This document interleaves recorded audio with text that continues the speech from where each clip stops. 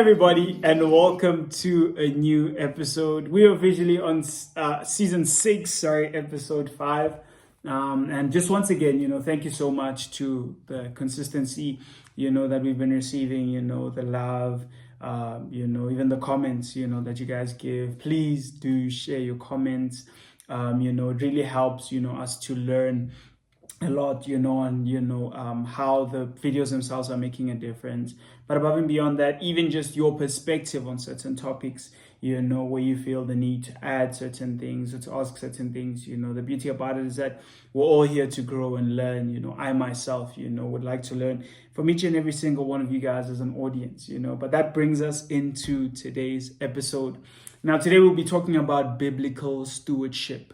So you must understand that the way I'm going to explain this, it's not me saying, or it's not a concept of for you to get something from God, you must prove that you're worthy of it or you can handle it.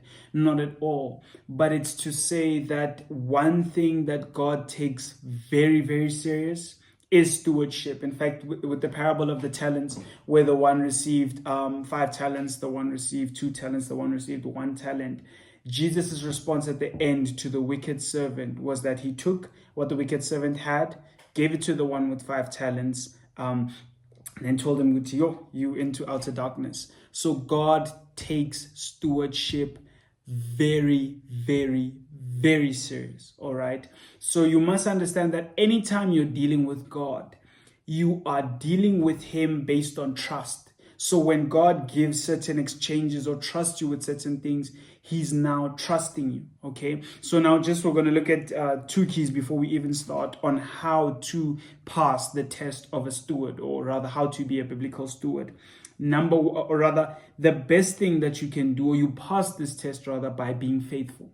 Okay, so that means that you are faithful with what God is giving you now. So if God has placed things in your trust now and you want more, you want to be trusted with more, you must be faithful with what you have now. Remember that, God, or rather Jesus, when he was dealing with the parable of the talents, I feel like I'm going a bit ahead of myself. So let me just stay here quickly. So you pass this test, right, by being faithful. Okay, so when God is giving you something in your trust now, whether it's a house, maybe it's a car, maybe it's your family at the moment, because God also tests how you treat people, your friendships, your family members. God is also looking at how you treat people, those who he has placed in positions of leadership over you, those who are your mentors and things like that. He pays attention to how you treat people. And if you want more from God, if you want to be trusted with more things, from God, you must steward well what he has placed in you right now. Okay, so stewardship, in essence,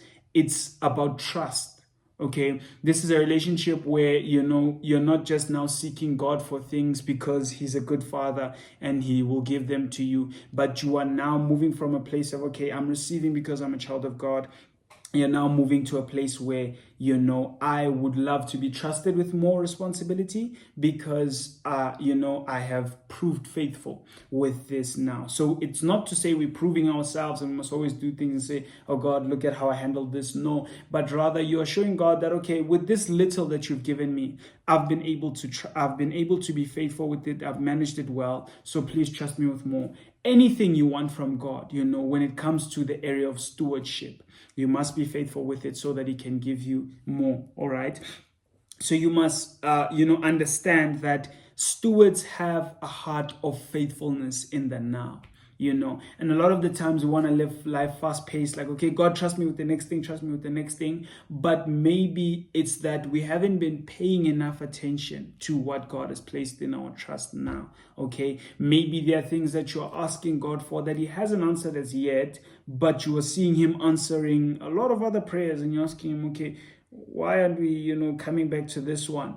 It may be that there's still certain things that he wants to work out, and that he wants to develop and deal with, but it's important that even in scripture where, Jesus says that if you can't be faithful with other people's things, who will trust you with things of your own? So God is also looking at how you treat other people's things. Let's say maybe your job. How punctual are you in terms of time? Do you honor the policies that are there? If you're still staying maybe with your parents or something, or you're staying with a friend or something like that, How are you treating the environment? Before you ask God for your own, remember that it doesn't mean just because you have the money to do things or the means to do things that you should do them.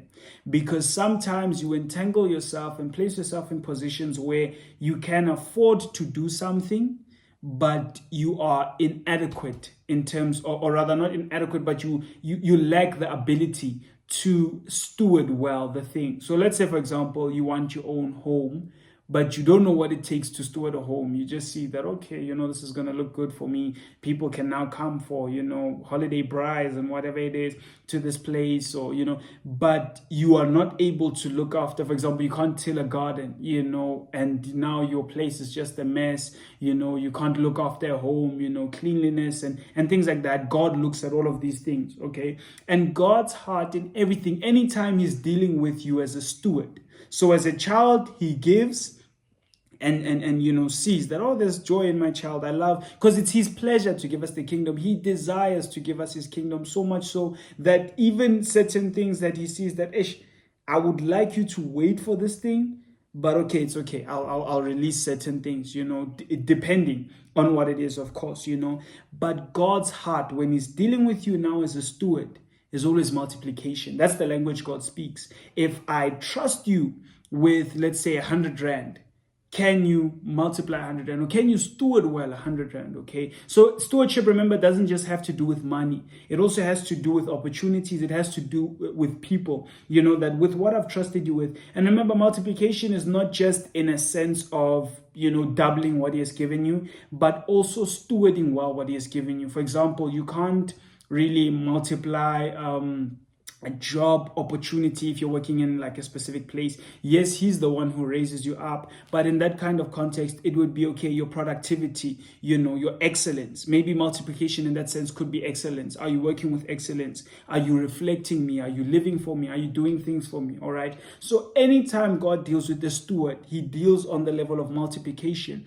And we are stewards even from just being who we are. For example, when God speaks to Adam and Eve, he tells them, multiply, have dominion. All right. So, and then again, when he destroyed man, and left Noah on the earth, and he told Noah and his family, and his children and his sons' wives, that, okay, multiply, have dominion. So that's two instructions that he's given to two different sets of people, though we are all man, all, come from Adam, or rather Adam, we come from that line of Adam, right?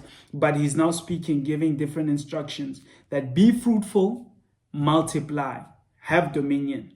This term multiply, every time God gave man an instruction when he brings man into a new place, there's a significance about why God says multiply this. So whenever God trusts you with something, your multiplication may be in the sense of stewarding this thing well, make this land fruitful, make it better, improve it, So how are you handling what I've given you now, So it's important that we don't just keep asking for more and God, the next blessing and the next breakthrough and, the next opportunity and the next open door and the next, evangelism opportunity and whatever it is, but you are not faithful with what you have now.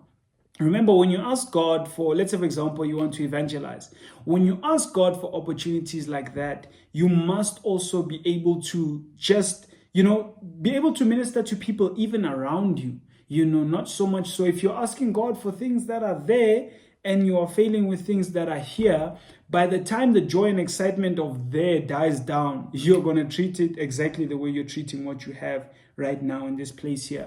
So the heart of a steward, when God says that I want stewards, he's saying that he wants people who can be able to reflect his image in working in the way, in being fruitful, in multiplying, in having dominion, in everything. So it's important that you understand the heart of a steward, so that when you tell God, okay, God, I don't just want you to give me things based on the basis of the fact that I'm your child. I now want to move to a place where you can trust me with things.